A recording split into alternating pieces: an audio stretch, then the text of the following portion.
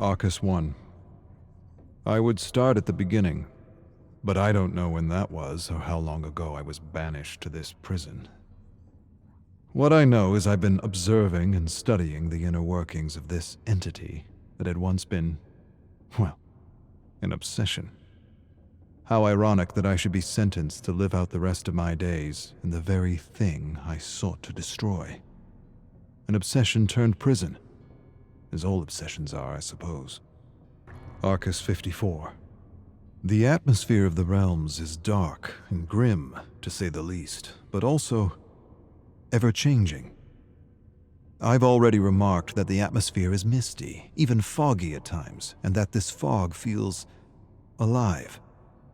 It seems to contain swirls and streams of memories or imprints of beings from multiple terror worlds. It is as if the entity absorbs all the psychic energy and thoughts of beings it snatches as it journeys through the endless cosmos. I've used the Orus to study the black fog and have come to 3 observations that will prove invaluable to finding a way home. First, the fog is rich in auric particles, leading me to believe this dimension is more conscious than it is material. Second, I should be able to manifest anything I am able to pull from rifts in the fog, using techniques passed down from my family. Third, the entity is far more ancient than we ever suspected back home, and most of our theories and conjectures were wrong. The rich presence of auric particles and cells suggest it is one of the original ones, an ancient. Arcus 142. The entity is the cosmic embodiment of evil. Back home, we witnessed how its very presence turns worlds inside out, how it seems to remove or extinguish any sense of empathy or compassion within communities, how it brings people to the brink of madness and, well, pushes them in. Now I understand. It does all this in order to rip victims from their lives and have them play out an endless trial of terror that it presumably needs for its own survival. And there, perhaps, lies the key to its destruction, if an ancient can be destroyed at all. End the trials. Destroy its ability to sap dark nectar from victims like a cruel parasite feeding from a flower. At least the archives affords me a better understanding of the entity, why it moves from universe to universe, picking victims off and devouring worlds as though at a cosmic buffet. What I have yet to conclude is whether it is attracted to worlds that are brimming with darkness and madness, or if it is in fact the catalyst of such darkness and madness. Arcus 557.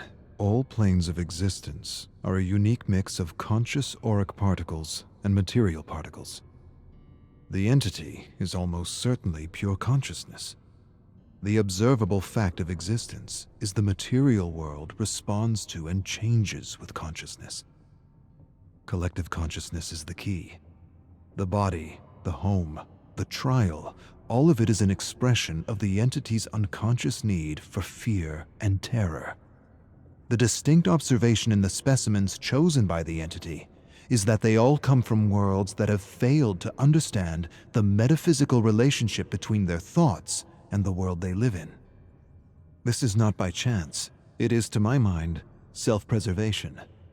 Victims who know this truth and have honed their ability to manifest could be poisonous to the entity.